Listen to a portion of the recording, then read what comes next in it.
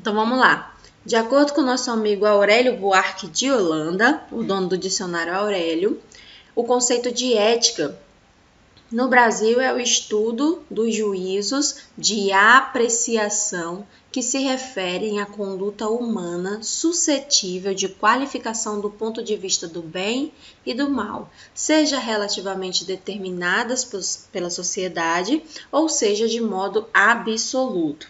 Então vamos lá.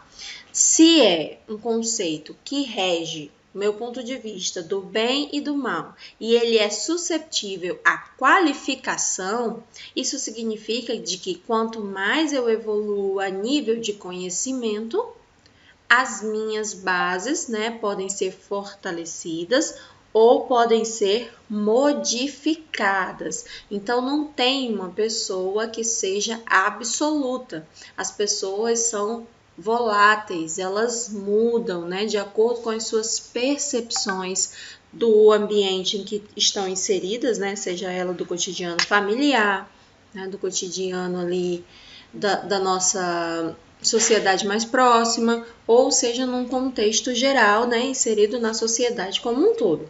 Então, de acordo com o que você vai conhecendo, vai ficando mais fácil o seu posicionamento. É por isso que eu estou batendo aqui sempre na tecla, pedindo para que vocês busquem informação, pedindo para que vocês embasem o conhecimento de vocês, a teoria de vocês, para que vocês fundamentem, para que vocês formem um conceito ético e moral, cheio de valores dentro de vocês. E isso não precisa ir de encontro com o que você acredita sobre formação pessoal, de personalidade. Não precisa ir de encontro, pode muito bem fortalecer. Mas é comum, que a gente mude de opinião frente a situações. Exemplo, nós estávamos trabalhando a questão do aborto, E aí várias pessoas vieram comentar comigo depois da atividade, falaram assim, professora, eu sou contra, mas nesse caso eu sou a favor. Aí outra pessoa falava assim, olha, professora, no geral eu sou a favor e tudo mais. Nessa situação aqui, eu acredito que eu não participaria e falava o motivo, Então, assim, de acordo com a situação, você é favorável ou não, A mesma coisa vai acontecer na próxima atividade. A pessoa é favorável à ideia, mas nessa situação, não, E aí esse não está embasado em quê? Ah, professora, é porque lá na minha igreja isso aí é considerado pecado. Aí o outro já vem e fala assim, não, professora, é porque segundo a teoria do fulano de tal, isso aí é incoerente. Aí já vem um outro e coloca a questão filosófica da coisa, Então aqui, no contexto sociológico e filosófico, isso é completamente normal, E é completamente aceitável que nós mudemos de opinião de acordo com a nossa percepção unilateral ou do universo como um todo. Quanto mais você evolui, mais você muda de ideia ou entra num conflito de não saber mais. Não sei. Agora não sei mais, Como diria o Sócrates, eu só sei que nada eu sei.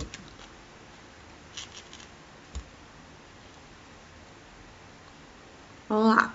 Ética é a reflexão sobre as noções e os princípios que fundamentam a vida moral, Essa reflexão orienta-se nas mais diversas direções, dependendo da concepção do ser humano tomada como ponto de partida. Então, aqui está inserido o nosso contexto filosófico, aqui está inserido o nosso contexto moral e aqui está inserido a nossa base cristã, A base em que nós fomos educados para sermos seres humanos, E algumas pessoas foram educadas dentro desses princípios, A questão lá toda aqui no Brasil é muito comum as pessoas se denominarem cristãs, independente da denominação. Elas seguem a Bíblia e elas seguem os 10 mandamentos, É muito comum. Existem também os islâmicos, existem os budistas, o judaísmo, mas é num grupo menor. Na grande maioria, as pessoas denominam-se cristãs.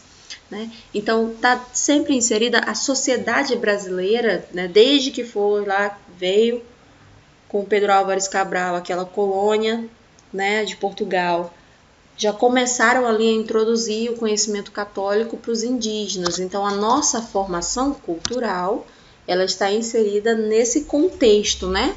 Do cristianismo, mais voltada para o catolicismo lá nos primórdios. Depois é que foram chegando as outras denominações cristãs. Mas, a priori, né, o nosso contexto está embasado dentro do que o cristianismo católico professava para aquele momento. Então, está fundamentado aí.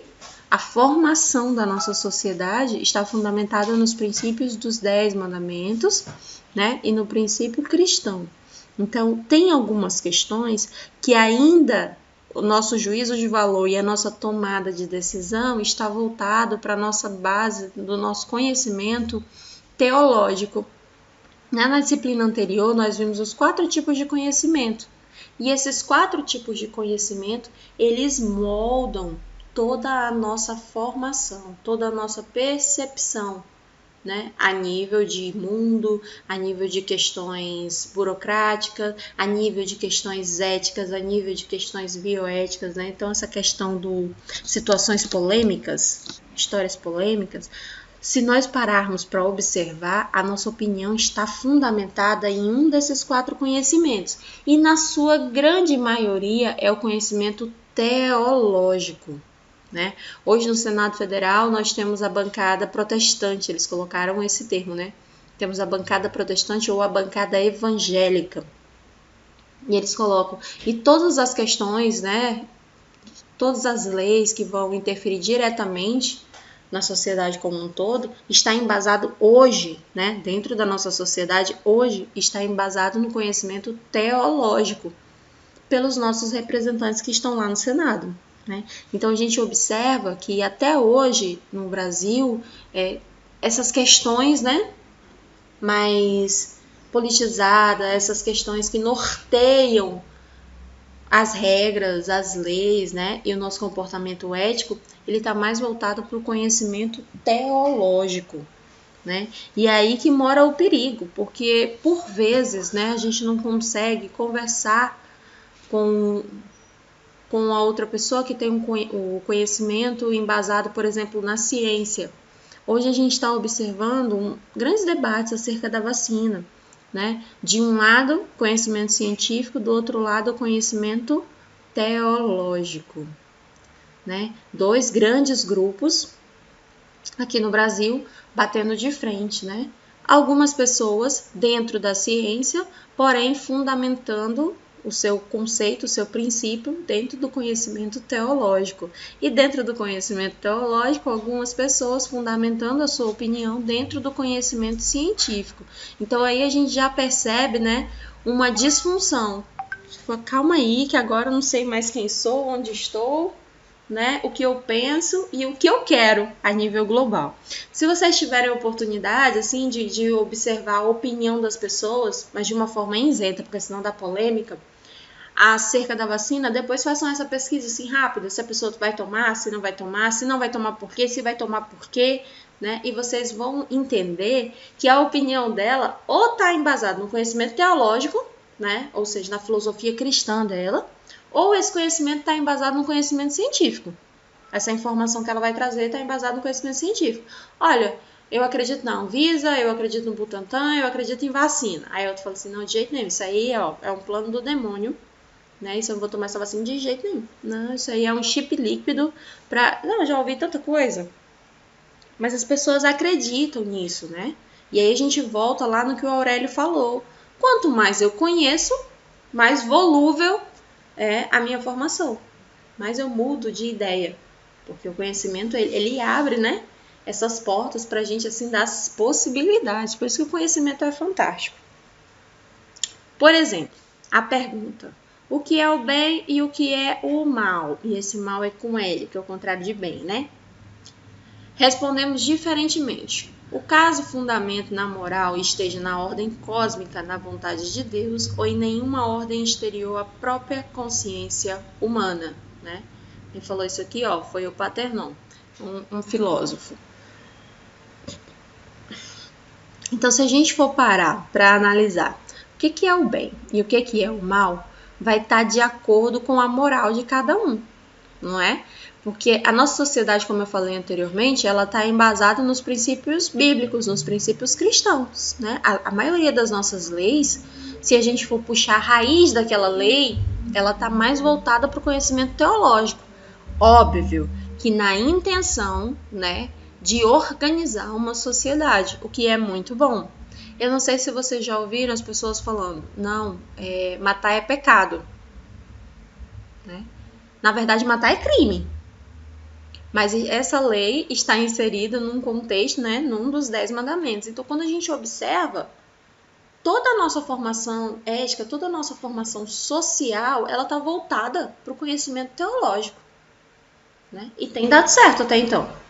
As pessoas têm pensado 2 vezes antes de matar alguma pessoa, né? Pensado 2 vezes antes de roubar, pensado 2 vezes antes de atacar a outra pessoa com injúria, calúnia, difamação, né? Tudo isso a gente fica meio que ali norteando porque a gente tem uma noção do que é crime, né? Mas a gente não tem uma noção do que é o bem e do que é o mal.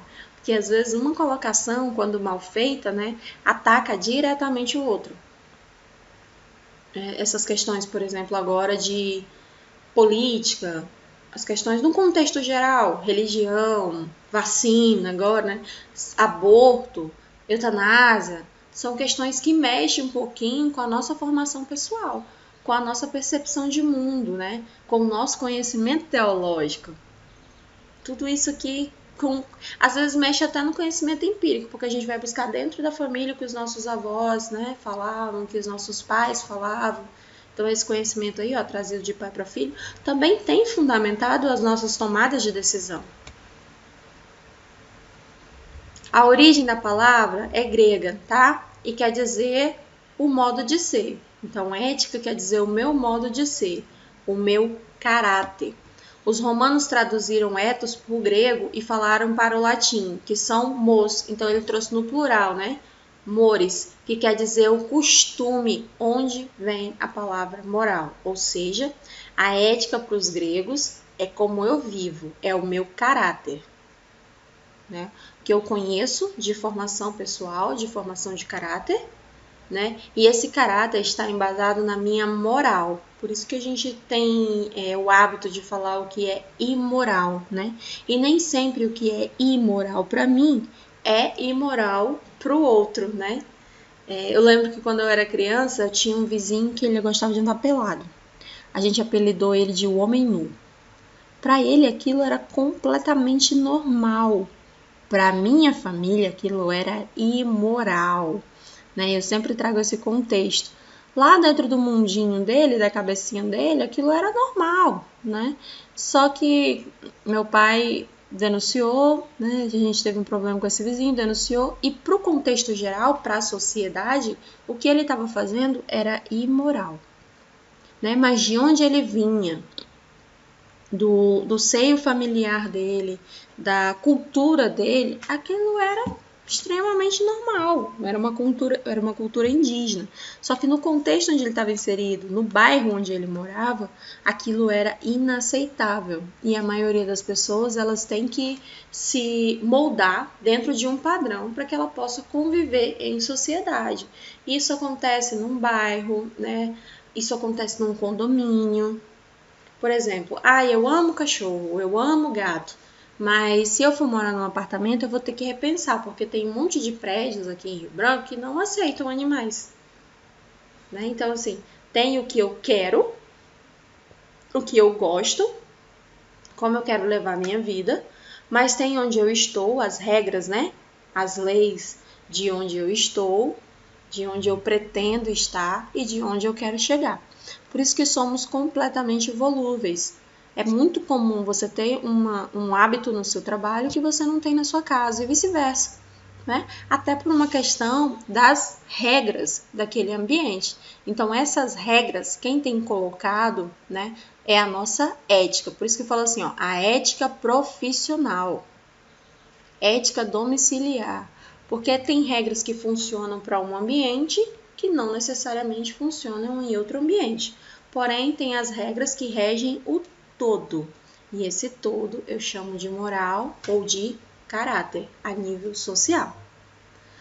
Tanto o caráter como os meus costumes indicam um tipo de comportamento propriamente humano que não é natural. O homem não nasce com ele como se fosse um instinto, mas ele é adquirido e conquistado pelos hábitos, tá? Ou seja, pelos os locais onde a gente está inserido, né? Por exemplo, tem o banheiro, mas é mais comum nos homens, tá, gente? Você percebe alguns homens desprezando a diurese, né? Ou fazendo xixi na rua, como se fosse cachorro. Quem aqui já presenciou uma situação como essa? Tem vários banheiros. Para a mulher já é mais complicado, né, fazer isso. Então, num contexto geral, no hábito, né, a gente tem um local específico para aquilo. Mas tem um monte de gente que não faz. Assim como tantas outras questões que a gente vai aprendendo. De acordo onde a gente está, tem as regras, tem os locais específicos. Na casa do fulano, a chave é logo que entra na porta do lado direito. Na casa do ciclano, a chave é onde der. Né? Na casa do fulano tem um local específico para guardar os pratos. Na casa do ciclano ninguém sabe onde está nada. Então, assim, vai de acordo com o local onde a gente está e com a nossa percepção de mundo, né? A nossa percepção no geral. O que funciona para aquela pessoa? Só que tem um contexto geral. Quando ela sai daquele ambiente, para onde que ela vai? Né? E para onde ela vai, ela tem que se comportar de maneira ética e moral. Por exemplo, agora, se voltar às aulas, né? Tem todo um plano por trás. Antes você chegava na escola, você ia no bebedouro, aí você ia ao banheiro, e aí tava com fome, ia lá fora, comia, não tinha problema. Agora vai ter hora para entrar, porque não pode coincidir as turmas. Vai ter hora para ir ao banheiro, vai ter hora para tudo. Então, assim, um conjunto de regras para a preservação da saúde, né? São medidas de prevenção. Vai mudar o cotidiano da maioria das pessoas que voltarem. Então, assim, quem estava matriculado antes vai sentir a diferença, né? E a intenção é organizar, é organizacional. Mas as pessoas vão sentir a diferença, vão sentir o baque, vai ser... para algumas pessoas vai ser até inaceitável, para outras pessoas vai ser completamente necessário. Vai depender da percepção dessa pessoa de organização e de mundo, né? A ética é um ramo da filosofia e é um sub-ramo da axiologia, que estuda a natureza do que é considerado adequado e moralmente correto. A ética pode ser interpretada como um termo genérico que se designa aquilo que é frequentemente escrito como a ciência da moralidade. O seu significado está derivado do grego e quer dizer morada da alma, isto é, suscetível de qualificação do ponto de vista do bem e do mal, seja relativamente determinada pela sociedade ou seja de modo absoluto. Tá? E esse modo absoluto aqui tem mais a ver com a sua percepção, uma percepção particular. Porque tem um monte de coisa que a gente tem vontade de fazer e só não faz porque a sociedade colocou como sendo imoral ou ilegal, né? Que é o que chega a ser crime. Mas tem um monte de coisa que a gente quer fazer e que a gente não faz porque foi imposto pela sociedade, mas que num ambiente doméstico ou num ambiente mais reservado, nós executamos sem problema nenhum, né? Porque aquilo não tá pra gente, né? Pro nosso contexto moral, dentro do nosso seio familiar ou dentro do nosso ambiente, que a gente está isento da coletividade, a gente executa numa boa, sem problema nenhum, né? Aquilo que você faz quando está sozinho. E como que eu vou inserir isso no meu dia a dia, né? Nós fazemos a distinção entre a ética e a moral usando duas palavras como sinônimos, mas os estudiosos da questão fazem uma distinção entre as duas palavras.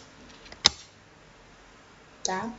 Moral é definida como um conjunto de normas, princípios, preceitos, costumes, valores que norteiam o seu comportamento dentro de um grupo social.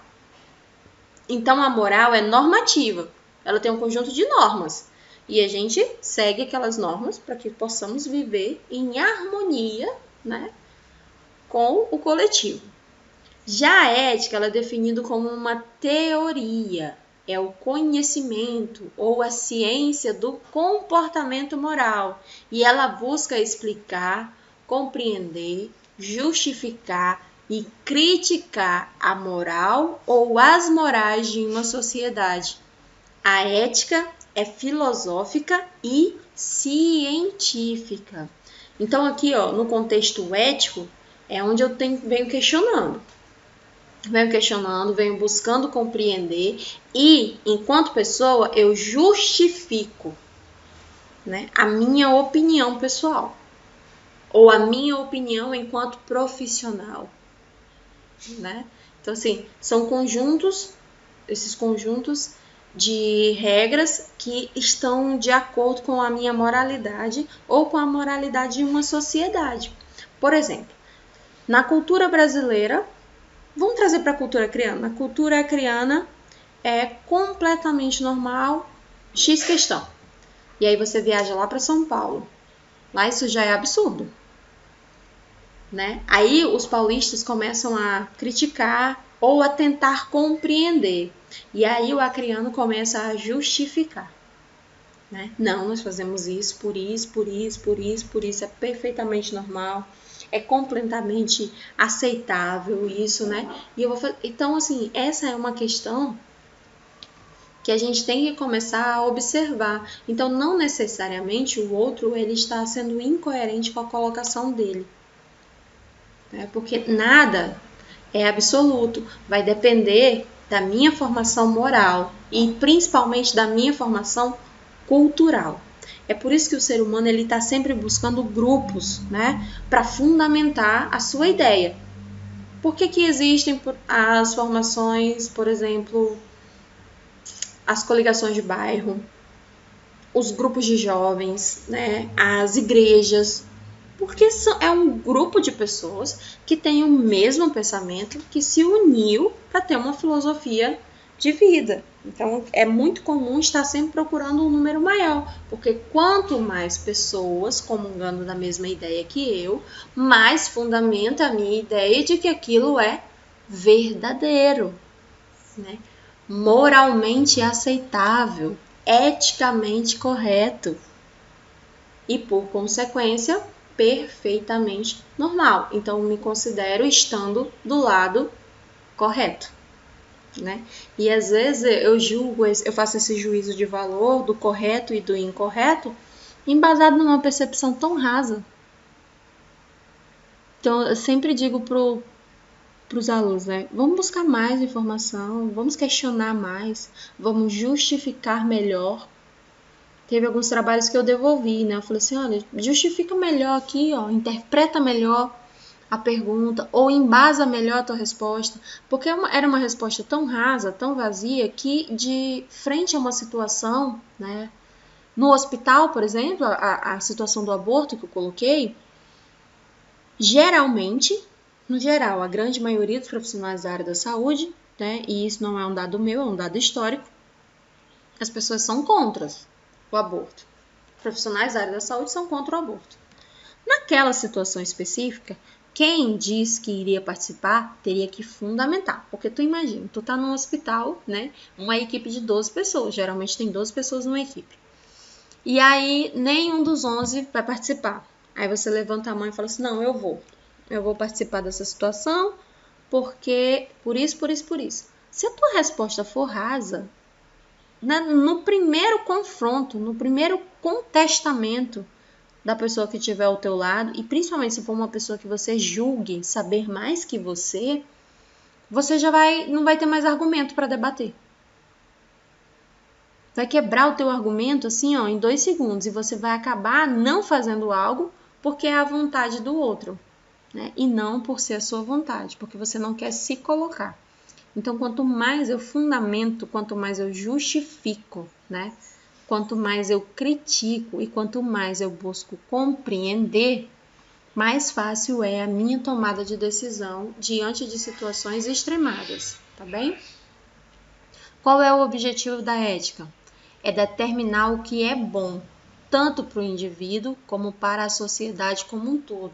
Então, a gente percebe que a ética ela está voltada para a sociedade, né? É o que é bom para a coletividade, não é para o que é bom para o indivíduo, né? Ela pensa no indivíduo, mas o indivíduo ele está mais voltado para a moral, né? Por exemplo, a gente está... Vamos para a denominação cristã. Dentro da presbiteriana, né? Você não pode uma situação. Dentro da Assembleia de Deus, você pode. Dentro do catolicismo, você não pode de jeito nenhum uma situação. Dentro da Batista do Bosque, você pode, né? Dentro do candomblé, você não pode uma situação X. Lá dentro da Umbanda, você pode, né? Então, assim, vou dizer para essas pessoas que está tudo errado? Não vou, porque a moral delas está dizendo uma situação. Só que quem pode barrar essa situação? A ética, porque a ética está voltada para a cidadania, né? Está voltada para um contexto geral e social, tá? Tudo é analisado de maneira particular, mas no geral é a ética quem coordena e quem delimita os nossos espaços e, consequentemente, o nosso direito de expressão, tanto de liberdade, né? E essa liberdade pode ser cultural, essa liberdade pode ser filosófica, essa liberdade pode ser teológica, né? São as religiões aí que a gente vê pelo Brasil afora. Como que eu devo agir perante os outros? Trata-se de uma pergunta fácil de ser formulada, mas é muito difícil de ser respondida. Essa é uma questão central da moral e da ética. Enfim, a ética é o julgamento do caráter moral de uma determinada pessoa, né? Então a gente sabe, teoricamente, o que é certo e o que é errado, porém, quando nós nos encontramos frente a uma situação que moralmente é errada, a própria sociedade, né, entende aquilo e aí justifica aquele comportamento, né, culpando o outro por aquela ação. Exemplo, na escola CTEAC é proibido a agressão. Mas aí, sei lá por que cargas d'água, o Lucas se desentendeu com o Kleber. E aí os dois foram para vias de fato, né? Os dois sabiam que a agressão era proibida pela escola. E aí vai os dois lá na coordenação pedagógica. E aí um tenta justificar no outro o início, né, da discussão ou o início do destempero de cada um. Isso é muito comum, né? Então, assim, a gente tenta agir num contexto moral, né, para conviver bem na cidadania, na formulação ética do ambiente que a gente está inserido. Por vezes, né, por um destempero ou por uma falta de controle, seja ele emocional ou racional, nós acabamos agindo por impulso ou por instinto, né? E de acordo com o que a gente vai envelhecendo, essa formação do caráter, ela vai ficando mais sólida, né? Não sei se vocês já prestaram atenção, mas fulano fala assim, ó, respeita meus cabelos brancos, né? Eu assim falo assim, nossa, mas fulano, um velho fazendo isso, né? Ciclano dessa idade, ou então justifica o erro na pouca idade, né? Ah, porque é jovem. Fulano é jovem, é assim mesmo. A juventude hoje em dia tá tudo assim. Tudo desse jeito. Então fica justificando ali, ó, tanto no tempo cronológico, né, de vida, tanto para mais quanto para menos, justificando as suas ações ou as suas indulgências. O que a ética revelou para a gente? Ela revelou que as nossas ações têm um efeito sobre a nossa sociedade, né? Tudo que a gente faz, ela tem um efeito. E esse efeito pode ser positivo ou pode ser negativo para um contexto geral.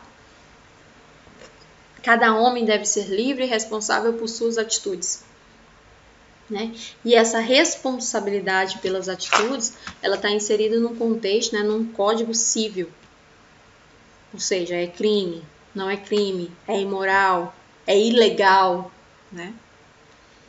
A justiça é a principal das virtudes. Os nossos valores têm uma origem histórica, né? E a nossa origem histórica, no contexto do Brasil, ela está voltada para o conhecimento teológico, né? E isso foi passado de geração em geração, de geração em geração, de geração em geração, até o momento atual. Se nós começarmos, a partir de hoje, a criticar o nosso posicionamento, né, as nossas opiniões, se a gente começar a procurar entender onde é que está embasado, né, as nossas opiniões sobre questões polêmicas ou sobre como a gente rege a nossa vida, né, as nossas regras particulares, nós vamos nos surpreender. A maioria delas está voltada no conhecimento teológico, né, na fundamentação bíblica, no que a gente conhece por religião, por religiosidade, independente da denominação cristã, mas no geral a sociedade brasileira está mais voltada para o conhecimento teológico mesmo. Os nossos valores, aqui ó, cada moral é filha do seu tempo, né? Daí a gente volta naquela expressão, no meu tempo era assim, no meu tempo era assado, no meu tempo não podia isso aí não, né? Hoje é normal. Exemplo, as tatuagens, né? As tatuagens, há um tempo atrás, não eram muito bem aceitas. As enfermeiras não eram muito bem aceitas. Mulheres só podiam ser professoras, né? Não tinha outra profissão para mulher, não. Mulher chegou, depois que ela terminava ali os estudos dela, só tinha um caminho para ela, magistério. Era ser professora. Não tinha outra profissão. Né? Então, assim, hoje já a mulher já faz tudo. Tem mulher pedreira, tem mulher carpinteira, tem mulher mecânica, né? Então, assim, hoje não existe mais barreiras. Isso é perfeitamente normal, né? Tempos atrás, as enfermeiras eram muito mal vistas. E se a gente prestar atenção, dependendo do seio familiar que essa enfermeira está inserida, ela ainda vai escutar, né? Palavras de desaforo ou de desafeto que vão deixar ela meio triste. A mesma coisa os homens, né? Homem na enfermagem também escuta, né? Ou anteriormente escutava mais expressões negativas, né? Homem que é professor também, porque são profissões que no seu amplo, na sua geral, né, na sua totalidade, é dominado por mulheres. Assim como as mulheres, quando entram num ambiente que é dominado por homens, também sofrem, né, esse tipo de situação. Então, de acordo com o tempo, aquilo ali começa a ser normal, cotidiano, não tem mais novidade nisso. Por exemplo, para mim, não tem mais novidade de homem na enfermagem. Né? Há 20, 30 anos atrás, era escasso. Hoje, tanto que eu sempre comento, né, quando eu entro nas salas, que eu vejo, assim, 4, 5 meninos, eu falo assim, nossa, aqui tá cheio de homem. Aí o povo ri e fala assim, não, professor, só tem 4. Eu falo assim, não, mas é muito. Acredita, é muito. Né? Comparado às outras instituições ou em momentos anteriores. Né? E eu tenho pouco tempo de docência. Né? Na docência eu tenho 6 anos.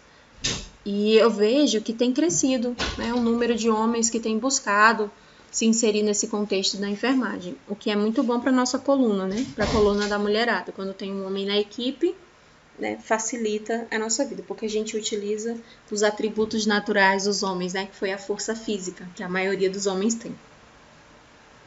Então, nós devemos nos adequar às nossas vontades e às obrigações sociais, né? Aquele exemplo que eu dei para vocês dos animais. Tem gente que ama animal, mas não tem porque mora em prédio e prédio não pode.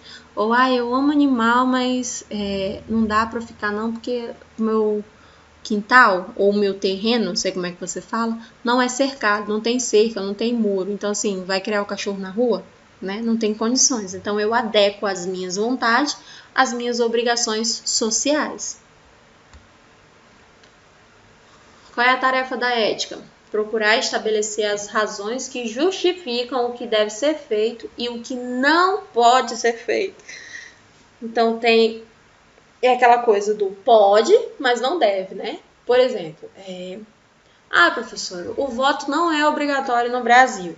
Eu posso ficar sem votar? Pode sim, mas não deve. Por que não deve? porque você não está exercendo o seu direito da cidadania. E aí, quem sou eu na fila do pão para falar isso para você? Eu sou aquela pessoa que está te preparando para fazer um concurso público. E aí tu não votou. Vai ter concurso público esse ano, né? Teoricamente vai ter um concurso público esse ano. Você vai fazer o concurso público, aí você vai passar no concurso público. Aí você não vai assumir o concurso público porque você não votou. Vocês sabiam que a falta de voto, ela implica, né? Porque você não exerceu o seu direito. Ué, mas não é um direito? Né? Mas é um dever escolher o meu representante. Então entra na questão do direito, entra na questão do dever e entra na questão da penalização. Por exemplo, eu estou escutando muita gente falando assim, não vou me vacinar de jeito nenhum. A vacina não é obrigatória, não vou me vacinar não. Mas se a gente parar para pensar, será mesmo que a vacina não é obrigatória? Se a vacina não é obrigatória, por que quando eu vou matricular o meu filho na escola, um dos documentos principais é a carteira de vacina? Por que quando a vacina do meu filho está atrasada na escola, eu não recebo benefício social? Por que quando a vacina está atrasada e eu vou lá vacinar meu filho, eu levo uma chamada de pé de orelha que me faz repensar na vida? Se é um direito meu não vacinar o meu filho, né? Por que não? Porque as vacinas estão aí para barrar as doenças. Quando você não faz uso da prevenção, você vai fazer uso do Sistema Único de Saúde, né? Do SUS. Então, você vai sobrecarregar. E isso é visto como uma irresponsabilidade. Ah, não, professora, mas tá lá no código, né? No Código Civil Brasileiro, ninguém é obrigado a tomar vacina. Mas se a gente observar as implicações, né? As penalidades que a gente sofre, eu digo que a gente é obrigado sim, né? Que a gente não tem direito de escolha. Depois prestem atenção, assim, em algumas situações. Dá uma analisada, daí você volta e me diz se é obrigatório ou não, né? Porque tem algumas coisas na Constituição que me deixam um pouco tonta. Se não é obrigado a votar, por que eu não posso assumir um cargo público? Quando eu passo num concurso público, né? Então a gente tem que começar a pensar nisso aí. E por hora, né, não tem uma penalização para quem vai tomar vacina, para quem não vai tomar vacina, não tem. Por hora. Lá na frente a gente vai ver, né? Se vai ter uma penalização ou não. Por hora eles estão preocupados em conseguir a quantidade de doses que dê para imunizar toda a população. O que ainda não tem. Então essa questão ainda não chegou. Mas depois vocês vão me dizer se é obrigatório ou não. Vamos lá. A vacina é opcional, né? Vacinação, no geral, não essa específica. A vacinação no geral, ela é optativa, né? Mas quando vocês forem para estágio, as pessoas que já estão no curso há mais tempo, sabem que tem que atualizar o cartão de vacina, não sabe? Lucas, já te falaram isso? Que você vai ter que atualizar o seu cartão de vacinação?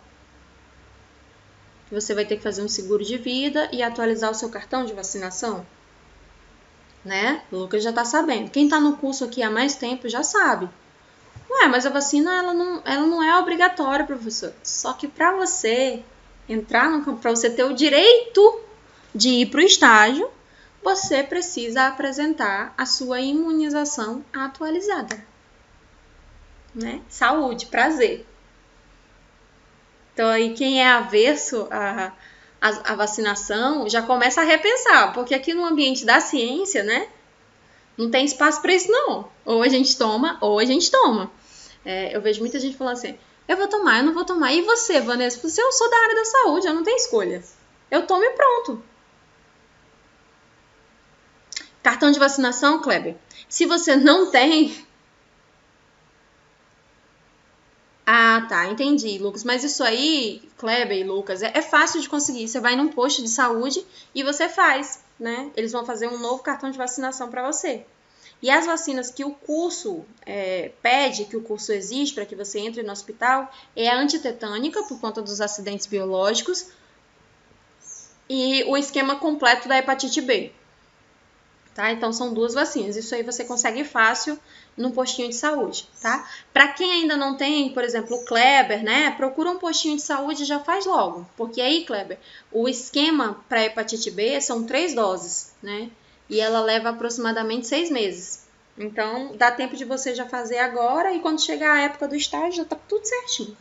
Ah, professora, mas eu não tenho e eu vou estagiar semana que vem e eu não tomei nenhuma vacina. Ainda dá tempo? Dá sim. Se você tomar a primeira dose da hepatite B, você já tem o direito de ir para o estágio. Tá?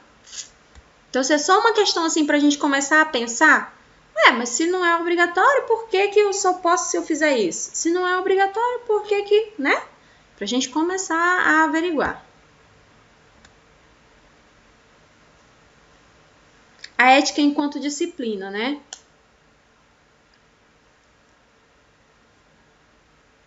Sandra, eu não tenho como te dizer, assim, quando vai ser. Mas quem estuda de manhã faz estágio de manhã, né? Por hora, quem está em campo de estágio são as turmas anteriores que estavam atrasadas por conta da pandemia. Então, eles são prioridade, né? Logo em seguida, vai as turmas que já fizeram farmacologia. No caso, a turma de vocês já fez, né? Quem já tem farmacologia pode ir para estágio a qualquer momento, tá? Se refere à reflexão crítica sobre o comportamento humano, reflexão que interpreta, reflexão que discute, que problematiza, que investiga os valores, os princípios e o comportamento moral, né? A procura do bom e da boa vida e do bem-estar em sociedade. Então, se preparem para discutir, para problematizar, para investigar os seus valores, a sua percepção, para que você possa dar a sua opinião de uma maneira acertada, né? E que você fique em paz com a sua consciência, sabendo que você fez o melhor para o todo e, consequentemente, para você também. É por isso que eu falo para vocês, busquem informação, né? Ah, professora, eu só acredito no que está na Bíblia. Ok, então pegue a sua Bíblia e se fundamente. Só porque no capítulo tal, no versículo tal, está dizendo isso, isso e isso. Ok, parabéns. É assim mesmo que você tem que fazer. Não, professora, eu só acredito no que diz a ciência. Então, vá se fundamentar nos seus argumentos científicos para você se colocar. Né? Não, professora, eu só acredito no contexto filosófico. Então, vá buscar lá dentro da filosofia. Né? Contexto que embase o seu pensamento, a sua formação. A minha ideia aqui não é mudar a opinião de ninguém. A minha ideia aqui é que você fundamente a sua opinião cada vez mais embasado em um conhecimento. Né? E aí você escolhe qualquer um deles. Essa reflexão sobre as ações que realizamos no exercício de uma profissão. Né? Toda profissão tem o seu código de ética. E a ética vai fazer parte do currículo do curso de enfermagem desde 1923, ou seja, desde a criação da primeira escola de enfermagem no Brasil. Ok? 1923. Mais de 100 anos. Tá? E a gente estuda ética. O atual Código de Ética demonstrou que não está preocupado em colocar os parâmetros abstratos para serem seguidos, e sim os valores que sejam seguidos a partir de uma análise crítica da realidade. O profissional de enfermagem tem que ter compromisso com a dignidade da pessoa humana, para que possa reconhecer o seu papel no processo de transformação social, em especial nos serviços de saúde oferecidos à população. Gente, eu lembro que quando eu estava fazendo o curso técnico de enfermagem, tinha o Saúde na Escola. Era um programa muito legal do governo federal. Nesse programa tinha médico, enfermeiro, dentista, psicólogo e técnico de enfermagem. Então nós levávamos vacina, nós levávamos educação sexual, nós levávamos cidadania, né? Nós levávamos conhecimento. E isso foi muito mal interpretado pela sociedade, porque eles acreditavam que o papel da enfermagem ali era ensinar, né, aquele grupo de jovens, né, a praticarem o sexo. Então, foi desvirtuado o princípio da educação sexual. Por isso que a gente tem uma sociedade hoje tão sexualmente fragilizada, né? Eu atendo bastante meninas assim no consultório que elas se submetem a algumas práticas que trazem consequências físicas para elas por falta de educação, por falta de educação sexual. Eu não tenho como ir buscar essa menina lá na sala de aula, né? Eu só tenho como ajudá-la quando ela chega até o consultório. E por vezes, quando ela chega no consultório, ela já está com uma doença séria. Sendo que o meu papel, né, enquanto sociedade, enquanto profissional da área da saúde, é prevenção. Eu sempre falo assim, enfermagem não trabalha com medicação, com esse negócio de ai, Lucas, tu que é da área da saúde, me fala um remédio porque hoje eu acordei com uma dorzinha aqui nas costas, tá fisgando. Isso não é enfermagem, gente. Enfermagem é prevenção, é cuidado, é assistência, não é medicação. Professora, mas enfermagem administra medicação? E bem, é a profissão da área da saúde que melhor faz isso. Porém, não é só isso que nós fazemos. E eu vejo muito enfermeiro, muito técnico de enfermagem brincando de administrar medicação ou brincando de prescrever medicação para os outros, de indicar, né? E a gente que fez farmacologia já descobriu que a gente não pode fazer isso, que é exercício ilegal da profissão. Nós não estudamos para isso, nós estudamos para isso aqui, ó, para preparar a população, para educar a população, para a prevenção, né? E não a assistência da doença. Eu não quero ter que tratar ninguém no hospital. Eu quero prevenir que a pessoa chegue ao hospital, né? Então, o meu trabalho primordial seria nas escolas. É o que eu busco fazer. Só que, por enquanto, eu só posso fazer isso numa escola de saúde. Não posso fazer isso numa escola de ensino médio. A gente só pode fazer levando uma feira de conhecimentos, como eu estava fazendo ano passado com a galera que fazia saúde da mulher. A gente fazia feira nas escolas, né? Pegava o terceiro ano, que é aquela galera ali de 16, 17 anos, e levávamos informação. E essa informação voltada, né, para a educação sexual. E não no quesito de ensinar ou de estimular o sexo, mas no quesito de estimular o autocuidado, né, a percepção na prevenção de saúde. Hoje a gente percebe que a maioria das pessoas utilizam o preservativo na intenção de prevenir gravidez. Se o casal começa a optar por um outro método contraceptivo, ele não utiliza mais o preservativo, né? O que é errado. Se ele fosse educado, né, para uma educação sexual, ele não faria isso. Porque ele sabe que o preservativo, além de prevenir a gravidez, previne a doença. Já o anticoncepcional não, ele só previne gravidez, né? Gestação. Ele não te previne de uma sífilis, de uma HIV, de uma hepatite.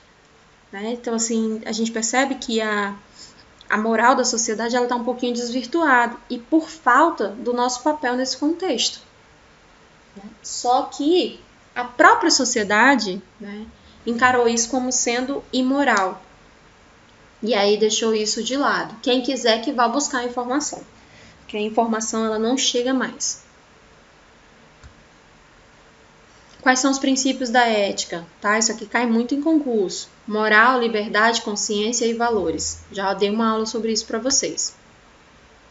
A moral, né? O sujeito moral é aquele que age, bem ou mal, na medida de que acata, né? Ou que transgride as regras morais admitidas em determinadas épocas por um grupo de pessoas.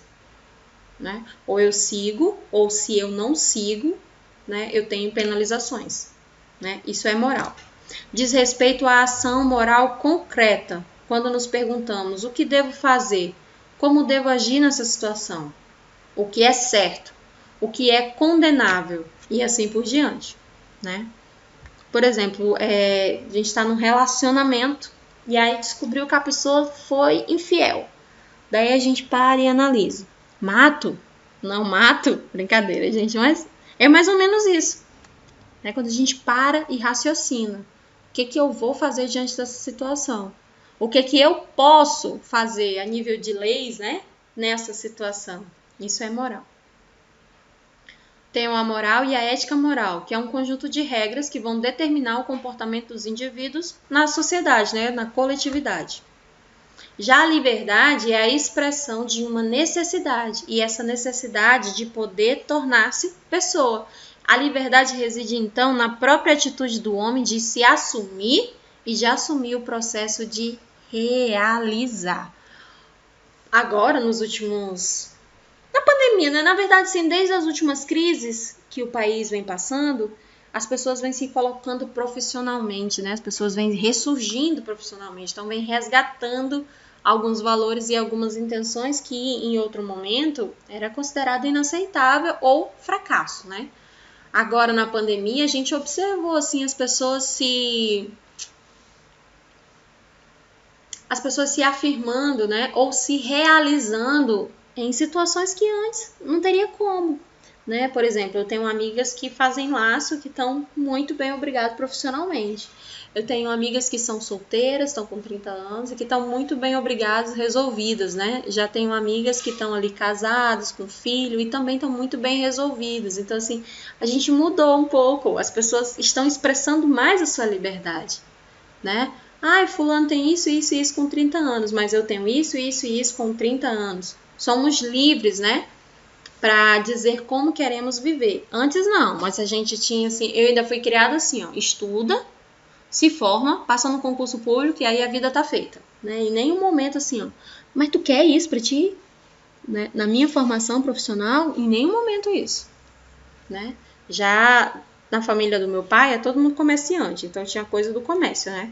Não, você cresce, abre o seu próprio negócio e aí vai viver disso, né? Eu optei pelo ramo contrário, né?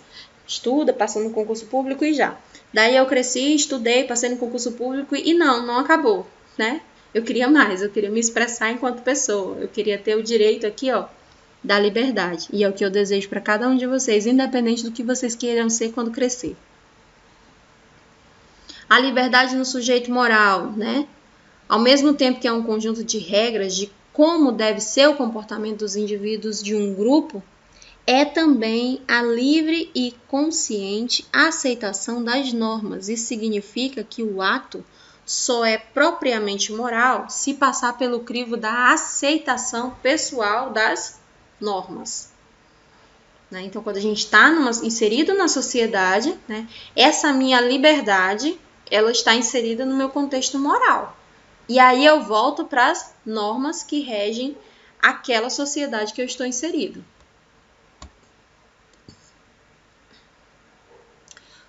O dever e a liberdade provoca efeitos não só na pessoa que age, mas naquelas que cercam a sua própria sociedade como um todo.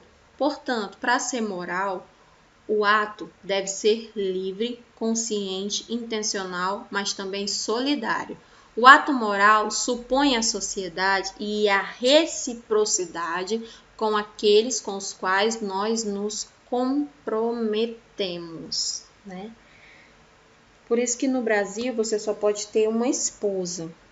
Professora, adultério não é crime? Não. O que é crime no Brasil é a bigamia, ou seja, você casar com duas pessoas. Você assumir, né, um relacionamento diante da sociedade, né? Isso aí não pode, tá? Agora, você cometeu adultério? Pode. É imoral, mas não é ilegal. Percebe?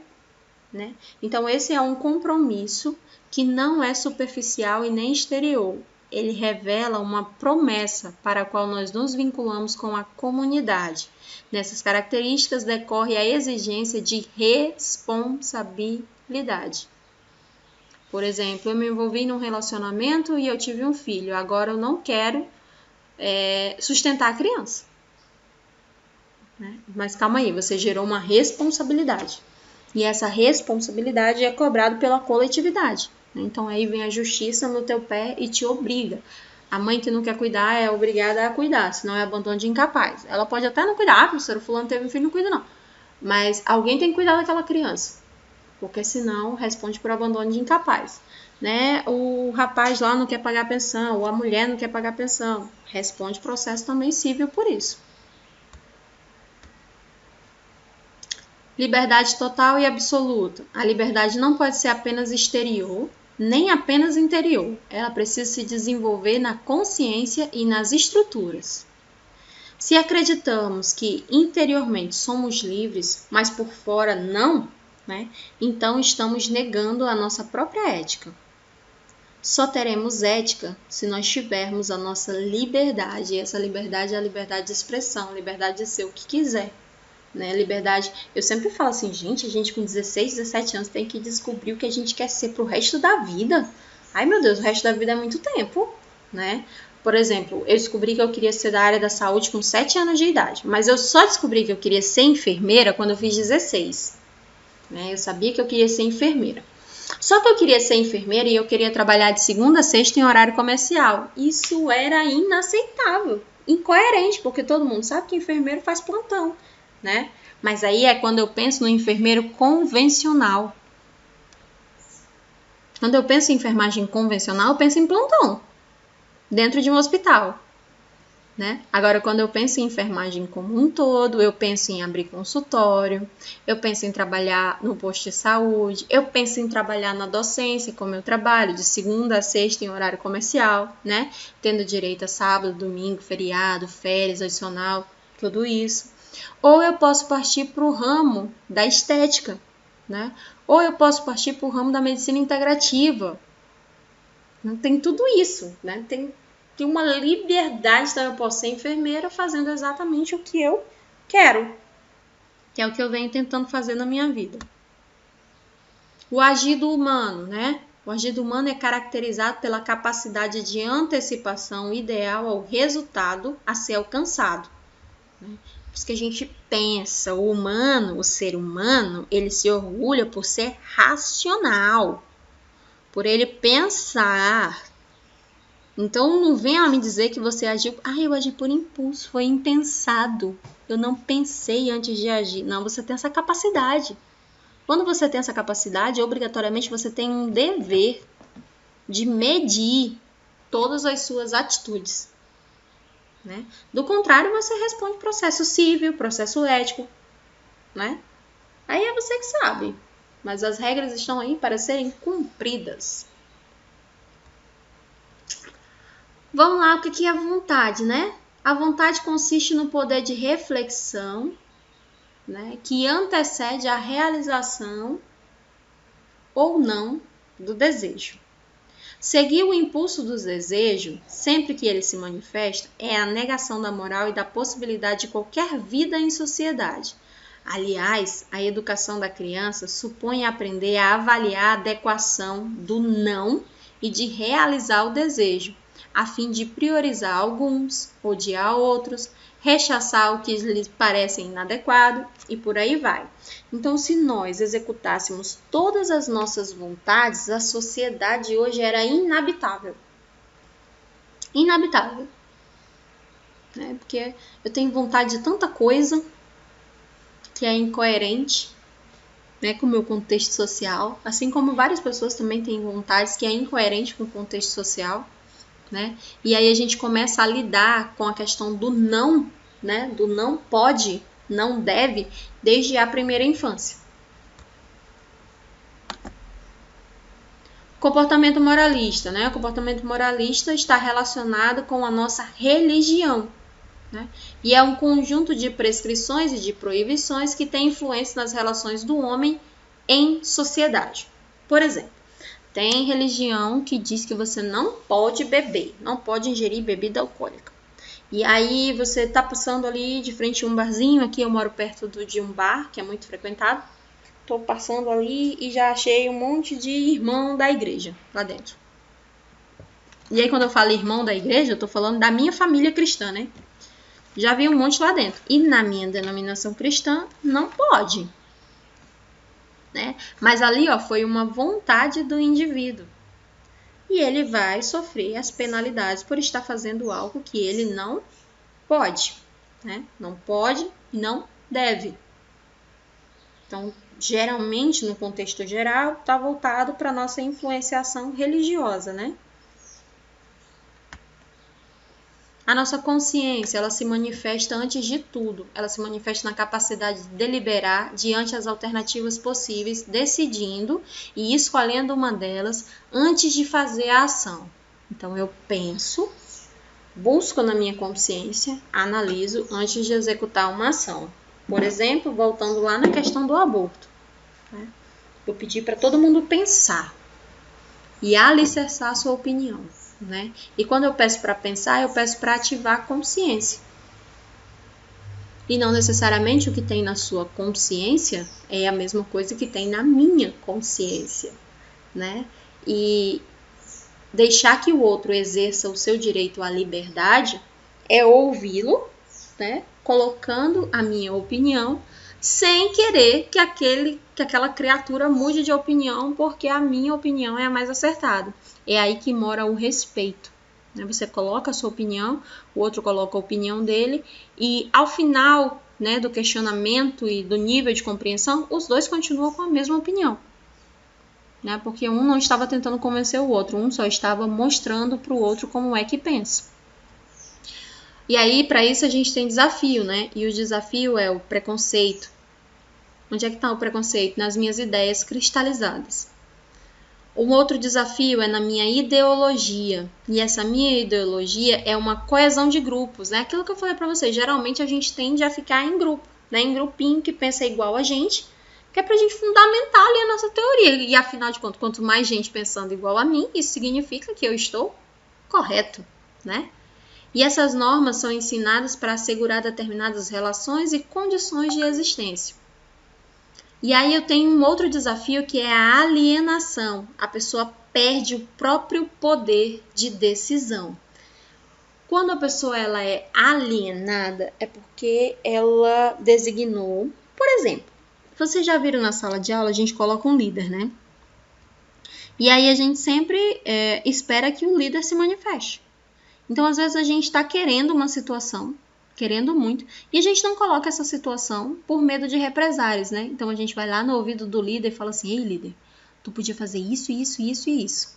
Aí o líder, na verdade, passa a representar, né, a intenção ou a vontade dos demais. E por várias vezes os líderes, eles sofrem pela não aceitação de algumas ideias, mas ele tem que colocar aquelas ideias porque é num contexto de coletividade, né? Por isso que eu sempre fugi da liderança, porque eu morro de medo de ficar alienada. Morro de medo de ficar representando a ideia de alguém e não a minha. Então a gente tem que prestar um pouquinho de atenção, né? Se a gente está tomando aquela decisão porque é melhor para o outro, porque eu realmente quero. O meu marido brinca que não tem exemplo melhor de alienação do que casamento. Ele sempre fala que o casamento é uma das principais formas de alienação. O homem faz o que a mulher manda e acabou a conversa. Ele brinca com essa questão, né? Os valores. Os valores são fundamentos motores do meu agir, né? Henrique, eu tô te falando. E dão a dinâmica no meu agir, né? As nossas ações, os nossos objetivos são voltados em cima dos valores que eu tenho. E esses valores que eu tenho, né? Eu falei para vocês lá na aula acho que foi na primeira ou na segunda aula de ética, que o Freud, né, falou que é até os 7 anos de idade. Depois dos 7 anos de idade, os valores já estão inseridos ali, ó, na formação do caráter da pessoa. Depois de 7 anos de idade, ela tem chances de aprender? Tem. Mas os valores principais que vão nortear o comportamento dela na vida já foram inseridos. Então, vamos lá. Os meus valores diante das pessoas, né, são coisas e situações. E estamos constantemente fazendo avaliações.